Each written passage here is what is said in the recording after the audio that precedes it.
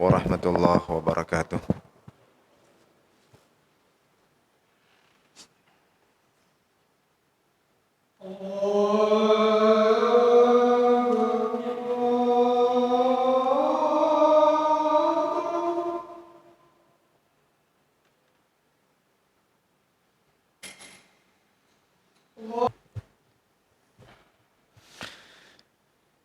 Innal hamdalillah nahmaduhu wa nasta'inuhu wa nastaghfiruh wa na'udzu billahi min shururi anfusina wa min sayyiati a'malina may yahdihillahu fala mudilla lahu wa may yudlilhu fala hadiya lahu. Asyhadu an la ilaha illallah wa asyhadu anna Muhammadan abduhu wa rasuluhu la nabiyya ba'dahu. Allahumma salli ala nabiyyina Muhammad wa ala alihi wa ashabi ajma'in. Amma ba'd, fa ya ibadallah, usikum wa iyaya bitaqwallah, faqad fazal muttaqun. Fa ya ibadallah, ittaqullaha haqqa tuqatih wa la tamutunna illa wa antum muslimun. Jamaah Jumat yang dimuliakan Allah, alhamdulillah kita bersyukur kepada Allah. Kita diberikan kesempatan nikmat berjumpa dengan bulan Ramadan. Tidak terasa beberapa waktu yang lalu kita semua baru saja mengupdate status, mengatakan ahlan wa sahlan bi khudurikum ya Ramadan. Telah datang bulan Ramadan, marhaban ya Ramadan. Kemudian saat ini sudah tidak terasa kita telah memasuki 10 hari yang kedua. Sepertinya baru saja berlalu. Ramadan ini baru saja kemarin datang, tiba-tiba sudah masuk ke hari ke-10 dari yang kedua dari bulan Ramadan ini. Itulah mengapa Allah menyebutkan ayyamam ma'dudat. Hari-harinya adalah hari-hari yang terbilang yang hanya berbatas. Karenanya dengan ayat itu Allah ingin mengingatkan supaya kita ini benar-benar mengoptimalkan waktu yang sedikit, waktu yang pendek ini, mengasah diri kita, membersihkan jiwa kita, mentarbiyah diri kita, agar semakin diri ini menjadi pribadi yang bertakwa, menjadi insan yang lebih mendekatkan diri kepada Allah. Jangan kemudian kita ini ditarik oleh rutinitas-rutinitas yang cenderung menghamba kepada hawa nafsu diri ini. Ramadan ingin mengembalikan kepada kita waktu yang pendek ini, 30 hari, 1 bulan ini. Suami, istri, anak-anak, masyarakat, mari kita robah dalam waktu yang dekat ini menjadi insan yang bertakwa. Jamaah yang dimuliakan Allah, takwa ini merupakan salah satu di antara doa yang diminta oleh Nabi sallallahu alaihi wasallam. Yang kalau kita memiliki 4 hal saja dalam hidup ini, bahagia kita. Dunia dan akhirat, tenang kita meninggalkan anak-anak kita ini, tidak khawatir. Apa doa Nabi sallallahu alaihi wasallam ini? Ini Rasul saja berdoa, apalagi diri kita. Dalam doa yang diriwayatkan oleh Imam Muslim, hadis sahih, dan kita bisa melacaknya dalam kitab Riyadhus Shalihin dalam bab takwa. Nabi sallallahu alaihi wasallam bersabda, beliau berdoa, Allahumma inna nas'alukal huda wat tuqa wal afaf wal ghina. Yang pertama diminta oleh Nabi sallallahu alaihi wasallam adalah al-huda, hidayah, petunjuk. Para ulama menjelaskan di sini adalah al-ilm. Supaya apa?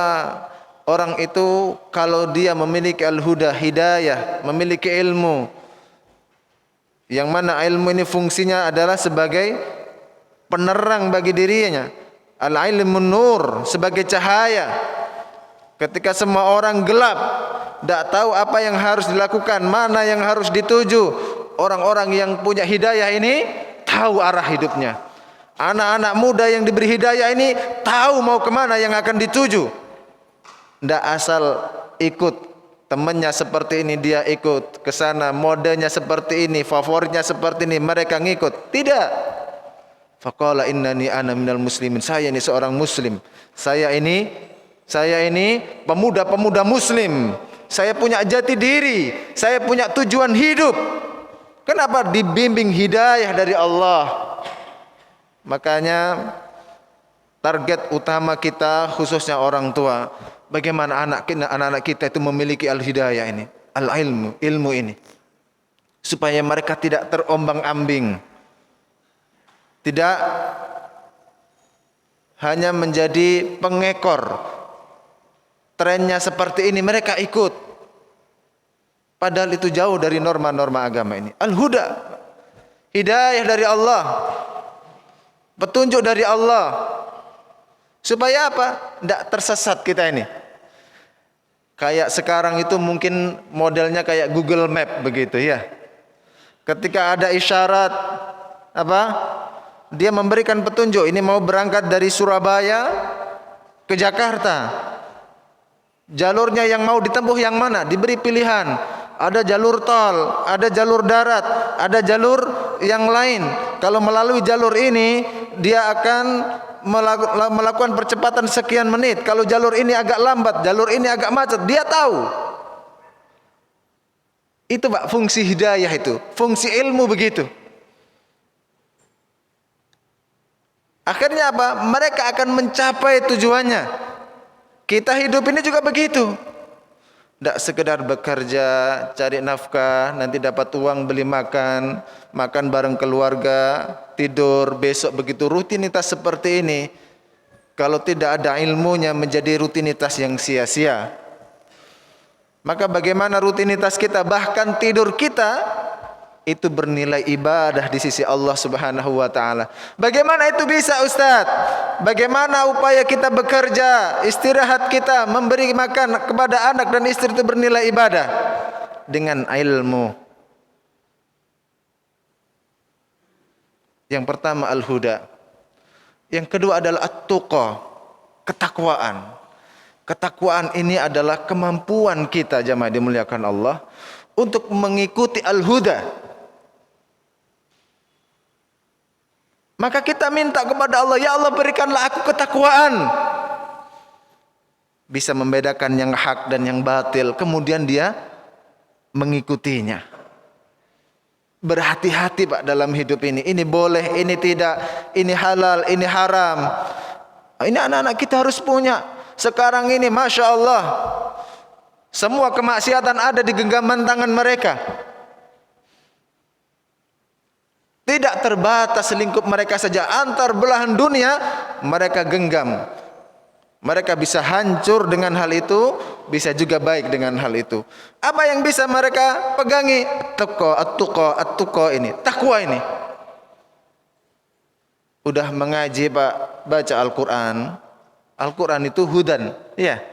Hudan, Al-Quran itu apa? Hudan, dalikal kitabul la raiba fih. Yang enggak ada ragu sama sekali. Hudan lil muttaqin, sebagai penunjuk arah bagi mereka yang bertakwa. Kita minta tuqa, takwaan ini kepada Allah agar kemampuan kita, Allah berikan kepada kita kemampuan mengikuti huda itu Pak. Kan ada orang ini kayak sudah diberikan petunjuk di Google Map-nya begitu ya, belok kanan, setelah 100 meter belok kanan. Dia bilangnya apa? Ini ngawur ya, saya belok kiri saja. Tidak ngikuti petunjuknya. Akhirnya apa? Tersesat. Iya, kalau Google Map itu bisa salah. Al-Quran la raiba fih, tidak ada kesalahan di dalamnya, tidak ada keraguan di dalamnya. Kalau kita tidak diberikan kemampuan untuk mengikuti Al-Quran, tidak diberikan kemampuan mengikuti As-Sunnah, selesai Pak hidup ini Pak. Sia-sia kita hidup ini. Gagal kita mendidik sebagai orang tua kepada anak-anak ini Pak. Apakah ada banyak? Ada mereka yang sudah membaca Al-Quran tapi tidak mau ikuti Al-Quran. sudah membaca sunnah Nabi tapi tidak mau ittiba pada Nabi sallallahu alaihi wasallam, membaca sirah para ulama, dia tidak mau mengikut para ulama. Kenapa? Saking derasnya kemaksiatan ini seperti bah yang bisa menghanyutkan semuanya. Maka ini harus kita minta setiap saat. Allahumma inna nas'alukal huda wattuqa. Minta ketakwaan kepada Allah. Rasul minta demikian zaman yang dimuliakan Allah. Kemudian yang ketiga itu adalah wal afaf. Afaf itu adalah apa? Kemampuan untuk menjaga harga diri, Pak. Tidak meminta-minta, la yas'alunan nasa ilhafa. Modelnya meminta secara ilhaf itu Pak, merengek-rengek itu ya. Kalau kita pernah naik kereta zaman dahulu itu, ada anak-anak ngamen itu Pak. Kita datang kepada satu bangku, minta uang ya setelah ngamen, enggak punya uang, Pak minta rokoknya, oh enggak ngerokok, itu ada jeruk Pak, minta jeruknya. Mentalnya itu Pak, hancur mereka ini, enggak punya rasa malu. Orang beriman ini, mereka tidak meminta, mungkin meminta boleh, tapi meminta pekerjaan. Saya bisa bekerja apa? Bisa. Tidak meminta-minta, mengemis, merendahkan harkat martabatnya. Kita minta kepada Allah, ini biasanya banyak menimpa saudara-saudara kita yang berkekurangan. Makanya kita enggak boleh jamaah dimuliakan Allah, melihat saudara kita itu kekurangan meskipun dia tidak meminta-minta, kita biarkan begitu. Kalau ini ada organisasi masjid, ada lembaga pendidikan, ada sekolah, seyogyanya bisa mengelola misalkan dana wakaf begitu. Bayangkan ini, kalau ada berapa ini orang? 100 orang di sini. Setiap hari atau katakan satu bulan itu infak 100 orang ini 100.000. 100.000 kali 100 orang sudah berapa? Hah? 100 kali 100.000 10 juta. Kalikan 1 tahun berapa? Terus begitu Pak. Itu dikelola misalkan menjadi dana yang produktif, dibelikan kambing, ternak kambing, buat akikahnya. Semua dananya untuk apa? Dananya untuk kemaslahatan umat.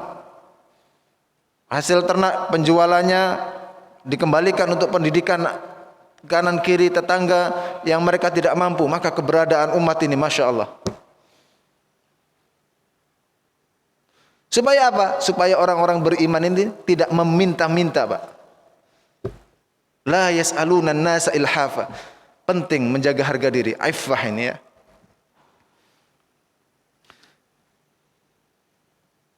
Al-huda wat-tuqa wal-afafa wal-ghina. Dan yang diminta Nabi adalah al-ghina, kecukupan, kekayaan. Para ulama mengatakan terutama di sini adalah kekayaan hati. Sehingga dia senantiasa merasa cukup dengan apa yang telah Allah berikan kepadanya. Ini ada orang Pak, kerjanya banting tulang, pagi, siang, malam dia bekerja. Hasilnya ya tidak melebihi upayanya. Dia masih dalam batas kekurangan. Tapi kalau ada al-ghina Pak, merasa cukup dia. Saya penting saya sudah berusaha. Saya sudah berusaha, saya bekerja dengan cara yang halal, Allah berikan ini, alhamdulillah. Tidak ngiri dengan kanan kirinya. Dengan al-ghina itu melihat orang berlimpah ruah hartanya, dia tidak ngiri. Ada yang memiliki jabatan sukses dan seterusnya, dia ya biasa saja. Alhamdulillah saya ikut apa yang Allah berikan sudah. Ridho Pak, orang yang seperti ini tenang hidupnya. Tidak mudah sakit hati. Ada bisnis temannya sukses, gelo hatinya. Ada anak tetangganya bisa kuliah, sudah jantungan, dan seterusnya. Sengsara hidupnya. Enggak. Orang kalau diberikan al-ghina dari Allah, ya, ridho dengan semua yang Allah berikan. Ini yang ditetapkan oleh Allah. Saya sudah berusaha, selesai. Jadi 4 hal ini jamaah dimuliakan Allah. Kalau dimiliki dalam kehidupan ini, insya Allah kebahagiaan dunia dan akhirat akan didapat. Khususnya urusan takwa ini. Anak-anak kita, ya, anak-anak kita, generasi muda kita ini bagaimana mereka kita didik, kita arahkan memiliki gelar takwa ini. Kalau gelar-gelar yang lain saat ini sudah terbukti, Pak, tidak terlalu dipakai, ya. S1, S2, S3 dan SS yang lain nih, kita lihat mau kerja kemana, Pak? Kantor-kantor banyak memecat karyawan, kampus-kampus pada tutup, bisnis banyak yang bangkrut.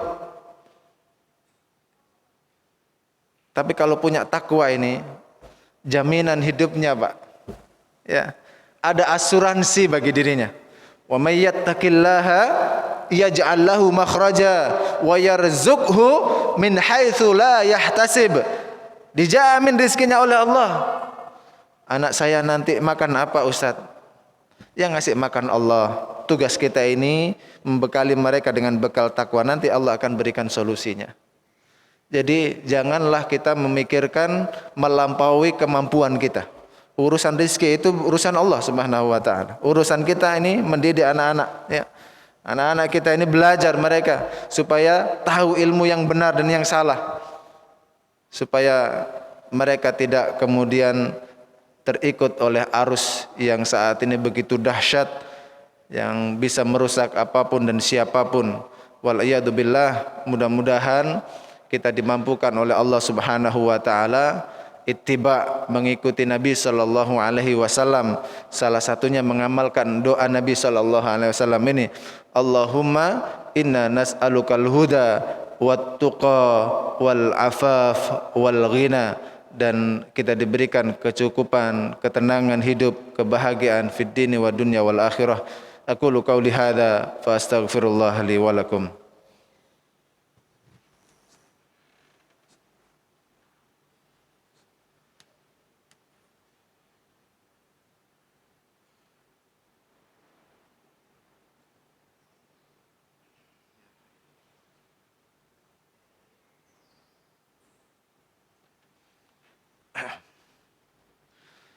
Innal hamdalillah nahmaduhu wa nasta'inuhu wa nastaghfiruh wa na'udzu billahi min shururi anfusina wa min sayyiati a'malina.